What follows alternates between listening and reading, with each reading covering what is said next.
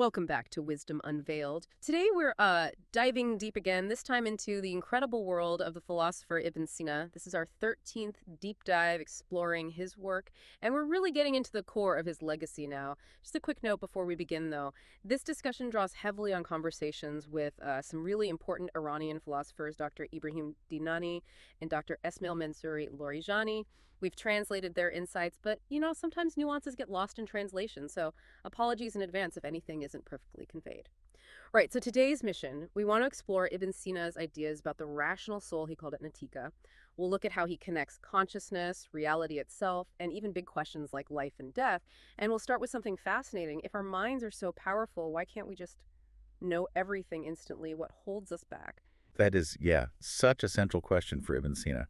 It really unlocks his whole way of thinking. We'll dig into his concept of the intellect, what makes it special, how it connects or maybe disconnects from the physical world, and how this shapes our awareness, our search for knowledge, even ultimately salvation. It's quite a journey. Okay, so let's unpack this idea first. Intellect, or aql, as Ibn Sina called it. We humans perceive things in lots of ways, right? Senses, imagination, estimation. But he says rational perception, aql, is totally different. How so? Well, what's really key here is that aql is different because it grasps universals, things that aren't tied to a specific time or place. Think about cause and effect, the very idea that an effect must have a cause. Or even something simple like, 2 + 2 = 4. You can't point to 4 in the room, can you? Ah, okay. So these aren't things you can just see or touch. They're true now. They were true 1,000 years ago. They're true everywhere. Exactly that. They're always true, everywhere. Ibn Sina called them Mujarrad, abstract, disembodied. They don't decay, they don't have weight, no physical dimensions. And understanding these universals, the relationships between things, that's purely the job of the intellect. It lets us see consequences, implications, way beyond what our senses tell us in the moment. Our own ability to do that is itself abstract, you see. Right, right. Which leads us to that really interesting puzzle. If the intellect is abstract, maybe limitless, why can't we perceive everything all at once? What's the bottleneck? Ibn Sina had a specific answer, didn't he? He talked about this with his student Bamanyar. He did. And it's a powerful point. Ibn Sina argues the only barrier preventing the intellect from grasping all intelligible things simultaneously is matter, our physical body. When the intellect is focused on one thing, especially something tied to the body or the senses, it sort of tunes out the others. So it's not that the intellect itself is weak or limited. It's more like its connection to the body acts like, blinkers, restricting its view. That's a great way to put it, yes. The body forces our awareness down a particular path. Ibn Sina believed that if the soul could be completely free from bodily concerns, truly disengaged, it could perceive all intelligibles at the same time, instantly. It points to this vast, almost unimaginable potential that our physical existence kind of holds back. Okay, so the body is a limitation. This makes me think about science. Modern science is amazing, right? Moon landings, instant communication, we owe scientists so much. But how does this relate to Ibn Sina's point about matter and intellect? Does science have limits too? Absolutely, and Ibn Sina would definitely see a connection there. Empirical science, relying on experiments, telescopes, microscopes, it's fantastic, but it's inherently limited to the perceptible world, what we can observe and measure. You can look at the tiniest quark or the most distant galaxy, sure, but can it answer what is below the quark? Or what is energy itself, fundamentally? Probably not with its current tools. It's like we've got this huge book of reality, and science has filled in all the middle pages with incredible detail. But the very first page where it all came from and the very last page where it's all going, those are missing. That's a beautiful analogy, yes. The underperceptible and the above perceptible, those realms are largely outside the scope of empirical science as we know it. Does something exist beneath the smallest known particle? Or beyond the edge of the observable universe? Science might just have to say, well, we can't see it, so we don't know. So where does philosophy come in then? What's its job if science handles the observable stuff? See, that's the crucial difference for Ibn Sina. Philosophy's task is to try and figure out those missing pages, the beginning, the end, what lies beneath and beyond the perceptible. It asks about existence itself. Why is there anything at all? And crucially, he'd argue that even the findings of science depend on the intellect to be validated. Reason has to judge whether experience is trustworthy. Philosophy provides the framework. You mentioned that quote earlier. The intellect's turning to some forms prevents it from perceiving others, but this is due to the body. What does that tell us about the nature of these intellectual forms compared to physical things? It points to a fundamental difference. Abstract ideas, intellectual forms, they don't clash or compete for space like physical objects do. Hmm. In the material world, you have what he called tazoum, crowding, obstruction. My sitting in this chair prevents you from sitting in the exact same spot. This crowding leads to competition, limitation, even conflict. It's just the nature of physical existence. So conflict and limits belong to the material world. But in the realm of pure thought, the spiritual realm, There's no tazohum, no crowding, no conflict, just unity, harmony, universal peace. God, being pure intellect for Ibn Sina, encompasses all awareness without any internal division or limitation. A totally unified, simultaneous knowing.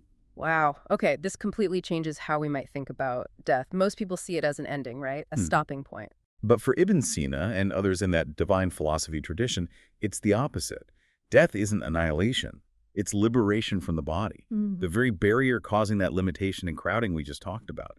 It's a transition, like crossing a border from a world of limits and conflict into a boundless spiritual reality, a realm of peace, vastness, maybe even total understanding. That really echoes mystics like Rumi, doesn't it? Talking about death as tearing a veil, being born into light. Exactly.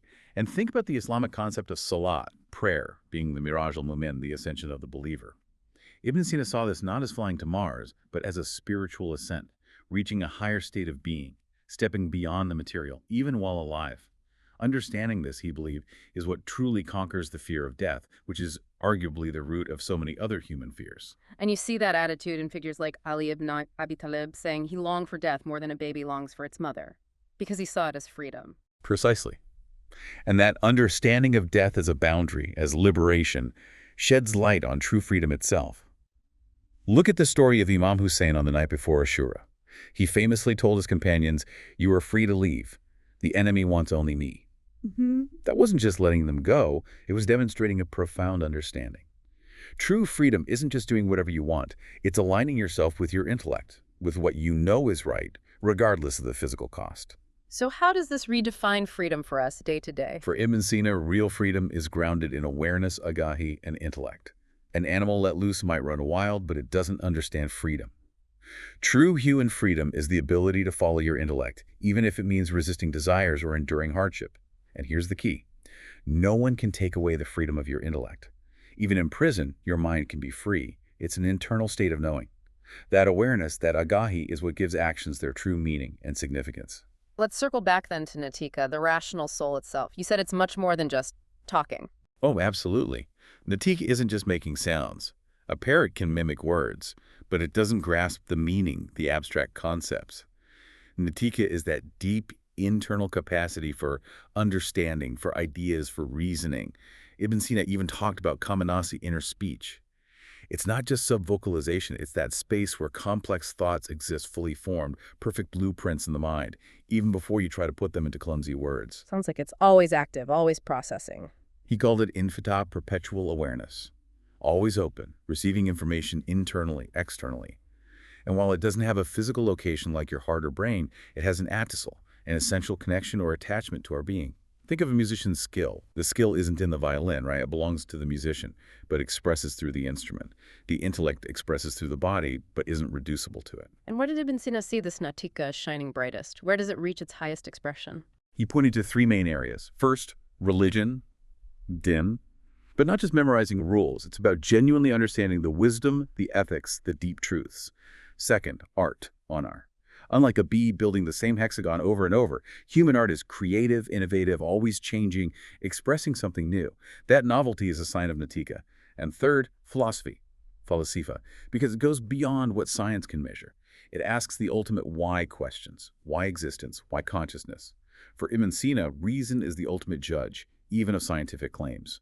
This distinction you mentioned earlier between gufan, the saying, and gafta, the hasta, seems really important here for understanding what we fundamentally are. It's absolutely critical. Gafta is the product, the words spoken, the book written. It's finished, limited, out there. But gilfan, that's the act of saying, the continuous, ongoing process of the rational soul, understanding, thinking, generating meaning. That, Ibn Sina suggests, is potentially limitless, eternal. It's closer to our true non-physical essence. So our inner thinking, the gofan, is eternal. How does that connect us to God? Well, if this inner act of saying, this guffawn, has this potentially infinite quality, where does that infinity come from? Ibn Sina argues it must ultimately be connected to, maybe even plugged into, the absolute infinite source God. Our Natika, our awareness, our guffawn is like an echo, Seda, constantly responding to a deeper inner call, nidita, from the divine. Our very ability to think rationally is a sign of that connection. And how do we feed this soul? How do we strengthen that connection? The nourishment comes from contemplation, specifically contemplating the divine names and attributes, not just repeating words like al-Alim, the all-knowing, al-Hakim, the all-wise, al-Kabir, the all-aware, al-Latif, the subtle, but really meditating on what they mean, trying to grasp their infinite scope. That reflection, that deep thought, is what expands the rational soul. Which leads to a pretty challenging idea about salvation, doesn't it? The idea that perfect knowledge is the key. It is challenging, yes. Ibn Sina puts immense emphasis on awareness, agahi knowledge, as the foundation for salvation. It's not that good deeds don't matter. Of course they do. But without true awareness guiding them, actions can be empty, even misguided. Awareness is the compass. It lets you see where you're going wrong and correct your path. So how do we cultivate that practically? He strongly advises prioritizing thought, fikr, over just mechanical verbal repetition, bishkar. He warns against, chanting words without deeply engaging your mind in their meaning. True remembrance, the kind that nourishes the Natika, happens when deep thought, fikr, leads the way, working together with the words. Active intellectual engagement is key. And this philosophical path wasn't separate from a spiritual or mystical path for him, was it? Not at all. Yeah. Dr. Dinani makes a strong case against the idea that Ibn Sina only got interested in mysticism, or irfan, late in life. He argues Ibn Sina saw irfan as the natural peak of the intellect's journey. Reason leads you to the doorway of direct intuitive insight. You can see his Aloysia background too, like when he calls the intellect Kalikan al-Masus, the intellect among sensibles, implying it guides the senses from a higher position. And his fascination with Nur, light, seeing God as Nur al-Anwar, the light of lights, that's profound. It synthesizes Greek thought, Islamic theology, and ancient Iranian wisdom about light as the source of being and knowledge. It all comes together in his idea of the perfect human, the insani kamil. What did that represent? For Ibn Sina, the insani kamil is the ideal human who embodies all levels of reality, physical, mental, spiritual, even angelic within their understanding. Such a person is considered higher than the universe they comprehend because they contain it all, in a way. It reflects this deep human drive for perfection, Kamal, and eternity, Evidani. His main focus, though, was really on the individual's path to that perfection, the soul's journey, more than laying out a blueprint for a perfect society. It's an inner potential. What an incredible exploration. We've journeyed through Ibn Sina's idea of the Natika, the rational soul. We started asking why our powerful intellect seems limited, and found the limitation might be its connection to the body, not the intellect itself. We saw how philosophy reaches for answers beyond science, and how death itself can be seen not as an end, but as a liberation. It really does flip your perspective, doesn't it?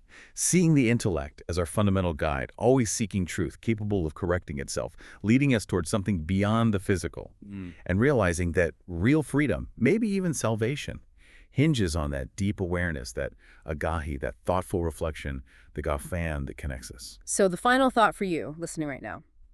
What does this mean for your life? If this deep awareness, this fikr, this constant thoughtful engagement is so crucial, how do you cultivate it? How do you keep that Natika alive and active, not just in quiet moments, but amidst the noise, the emails, the commute, the daily grind? How can we train ourselves, really train our souls, to hear that inner call, that nadita, beneath all the echoes, the siddhas alive, the world, clamoring for our attention? That's a profound challenge to leave us with, a very powerful place to pause. Yeah. Thank you for walking us through these deep waters today. My pleasure entirely. And thank you all for joining us for this deep dive on Wisdom Unveiled. We hope you'll continue the journey with us next time. Until then, keep thinking, keep questioning, keep seeking that wisdom within.